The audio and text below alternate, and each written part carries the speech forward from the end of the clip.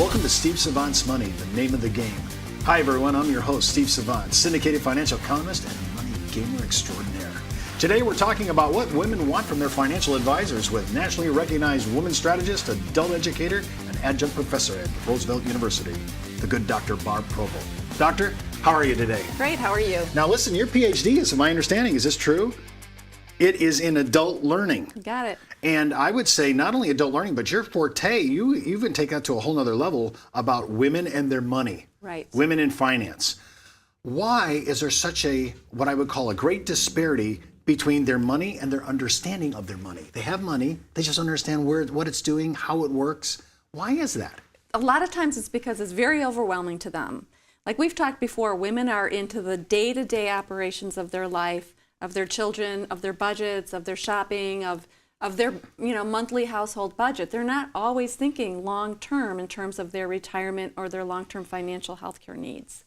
Well, when I think about, so if I bring up retirement, but my female prospect is so engaged in the daily, I'm just trying to make rent, or trying to make budget. Right. It's hard to think about the future. It sure is. And, it depends on what kind of income they have to begin with and where they're at in their thought process. Now, a lot has happened we've re-engineered our entire culture in 40 years. Things have changed. Women now are working, there's just as many women as there is men, maybe even more. In the workplace. More.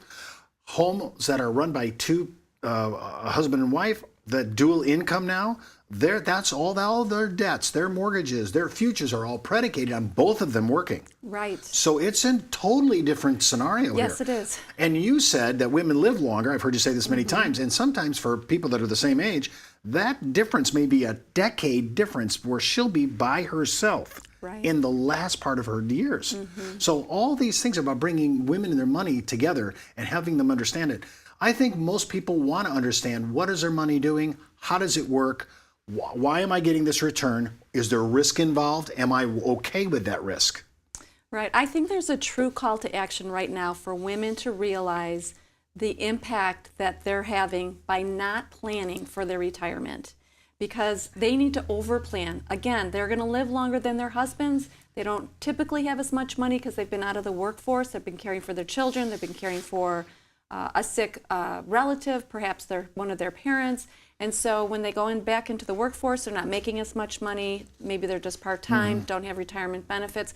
So many things along their life continuum has not prepared them for retirement. And it's really, you need to be knowledgeable about what to do and how to do it. And they just kind of really been overwhelmed with everything else they have going on. They haven't really planned for it like they should. I've noticed the segment of population, baby boomer women, are called the sandwich gals because they're taking care of their kids, tuition, helping their kids with master's programs, and yet they're taking care of their mother in the LTC or their father in a nursing home. Right. Those things, they're in the middle. So they haven't really thought about, hey, I need to reduce my debt before I get into retirement.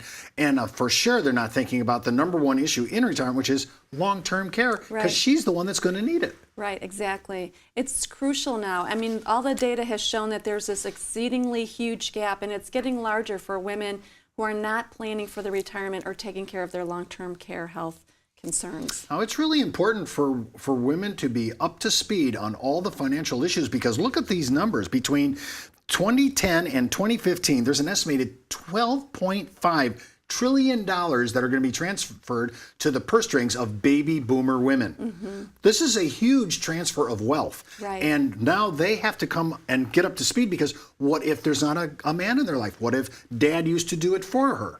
All these things, we need to come to a whole nother platform of education. They're going to have to address these issues. They're going to have to, and they want to take care of these issues. They just really need to find the trusted advisor that they want to work with, that they feel safe with, that they feel respected by, that they feel they can get educated from, that they feel can help them meet their long-term needs. Now, would you say that's a typical characteristics, the characteristics that you just outlined, is that typical of what women are looking for?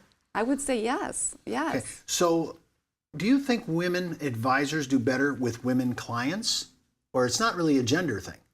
I don't know if it's so much a gender thing as much as the process, the procedure, the relationship, the trust building, the communication between one another. They're really paying attention to what the woman individually needs, not just, selling the same products to everybody that they meet, but really taking the time to build a relationship and build that trust.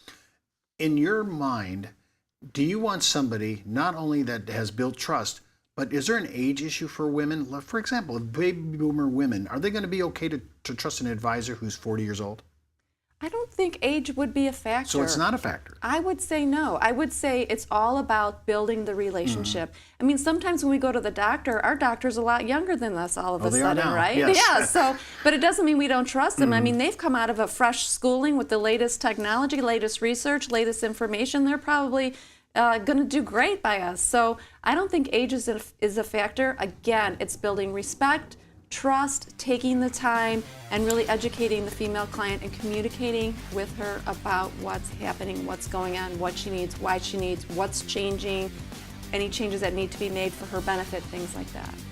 We come back from the break. We're going to continue our discussion with Dr. Barb Provost, all on the issue of what women are looking for in their financial advisors. It's not how much money you make, it's how much money you keep. And keeping more of your money is even harder these days with high taxes, fund expenses, and fees for financial advice. And when you consider the uncertainty of the market and the rising cost of living, the purchasing power of your dollar is constantly at risk. But a tax-deferred annuity with an inflation rider can be the most cost-effective way to generate increasing annual income without market volatility. For more information on how annuities may work for you, just email me at steve@thenameofthegame.tv and ask for our free annuity information. Well, welcome back to our second segment. We're with Dr. Barb Provost. It's her PhD in adult learning, and specifically, she's a woman strategist nationally recognized for her take on money and women. Money and women. Wow, that should just go to, together like a glove in a hand, right? But it doesn't. It doesn't. And we have to change our thinking. I've heard you talk about this pink it and shrink it, right?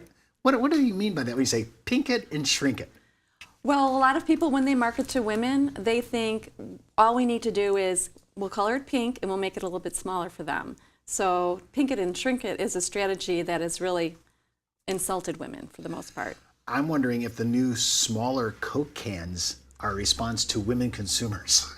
Could be. Because they never can finish. They say they can't finish the can, Yeah. so they shrink it, Yeah. right? Now, when you think about this, I'm just kind of curious. Most women approach their money with a today mentality, as you said in the first time. I'm kind of looking at it just as I need it today. But don't look at the tomorrow. But it's funny because they look at their children's future all the time. Yeah. So how can I convert people to think, especially women, to engage more because they're going to be the purse string, they're going to be holding the purse strings of America. We said that last segment. So that they can start to educate and get educated to the right, not only the right products and so forth that they feel like. Because I noticed that women will listen to somebody speak and then they'll find out, oh, there was a risk to that. In 2008, when we saw the market go crazy, most women that I talked to were surprised that they had that much risk exposure. They knew they had the product. It was a fund. It was an ETF or whatever they had, but they didn't know it was that much kind of a risk. And that's concerning. Why wouldn't they know that? Did somebody not inform them of that information? And it's not that women are risk adverse. They just are a little bit more conservative in their thinking for the long term. Do you think our industry, the financial industry at large, don't you think we kind of just, we have one size fits all? Well, that's what it appears to seem like for women. They don't feel like their unique needs and their stories being heard about who they are, where they came from, what it is that they have, what their concerns are, what their problems are, what their long-term goals are, and are being accommodated with products that meet those long-term goals and being educated. That's my whole crux here is, these are big, complex financial decisions at some point that they need to make, and they're afraid to make them because they don't think they're confident or competent enough to make the decisions because they don't have all the information they need. And why don't they?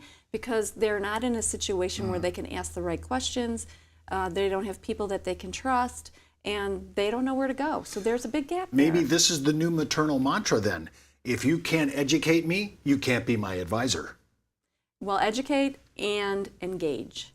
So build a relationship with me, get to know who I am, and teach me what I need to know to make a good decision. So if I'm not willing to take the time to do those, that's not my person. That's not my advisor. Absolutely. I think this is a time where you get to the market is so the inventory of advisors. There's some really great advisors out there. Really are schooled, very, very elegant in the way they construct retirement modeling, and they're just great. However, there are very few that are willing to engage, not just to sell me. I mean, most guys are out selling us. But how about the issue of not only engagement, but this issue of education? I want to be able to make a decision that was really a thoughtful decision based on facts. And I don't know if I have those facts. I'm usually presented, this is the way it is, and this is the best way, and I'm supposed to just buy it. That assumption, I think, is dangerous. Yeah, that's not going to happen. So tell me how, if you said in the first segment, you talked about some of the characteristics you're looking for in an advisor. If I want females to go to the next level of their educational process, I thought about this thing we talked about in another segment, not the last one, but another one where we said women are forming their own clubs, they're financial clubs, they're kind of investment clubs, to see if they can get people to take a piece of the pie. I'm going to be in the long-term care. This person's doing ETFs. Talk a little bit about, do you think that's the engagement way to go? Because they're social. Well, and I've done that myself, been part of one of those clubs, and the purpose for it was to learn a little bit more about what does this take? How do we invest? What does investment look like? How do we monitor, watch? It was really a learning situation for us. But I do think that when you look at the way women talk and network, so if we were having a meeting, if I had a really great successful meeting with a financial advisor, the next person I pick up the phone and I might say, oh, I just had a great meeting with this guy, my financial advisor. The person on the other end who I'm talking to, be it my sister or friend, colleague, will say, oh, really? Who is that? Do you have someone, do you like him? Do you try, what did you learn? Would you recommend him? I mean, that's exactly where the conversation goes. That's how women build their networks. That's how you would get referrals. I mean, if you need a referral for a house cleaner, dog walker, whatever it might be, financial advisor, all you need to do is ask a few close friends, and that's how you get your referral. I can't believe that's exactly how the premise of Angie's List started. Yeah, absolutely. Just thinking of all that, the referral. She parlayed that into a wonderful business. Let's go down that road. If I'm speaking to influential women about their finance, how big is that ultimately with their social network? Exactly. Powerful. I don't want anybody watching our show to say, Steve, I really need somebody to engage with me, but I don't have the trust factor. And I haven't been able to find somebody that will listen to me. And I want somebody to educate me. I want to understand my decisions and make the right one appropriately. How do I find that person? How do I find that person? I mean, we could go out on the net, I could Google them, I could look on LinkedIn, but I don't know if they're always telling me everything I want to hear. The way a woman will find that person is she will ask some close colleagues, friends, family members to recommend somebody that they might feel is a good candidate. And then she would have a meeting with them. And that whole discussion that we've talked about in terms of building a relationship, having an engagement process, building up the right atmosphere, building trust, having respect for the woman, giving her time to think, time to articulate what she wants, that whole process needs to take place for her to feel the right person is there for her. Barb, these are all huge issues, and we want, especially since we know in the next 10 years, women are going to own the purse strings of America. We want to be educated, we want to be engaged, and we want to be listened to. That's our show for today. I want to thank Dr. Barb Provost for being my special guest and today's money mentor. And before moving forward with any of the ideas on our show, always consult your tax advisor or your legal counsel. And remember, as the good Reverend John Wesley once said, make all you can, save all you can, give all you can. I'm Steve Savant. We'll see you next week.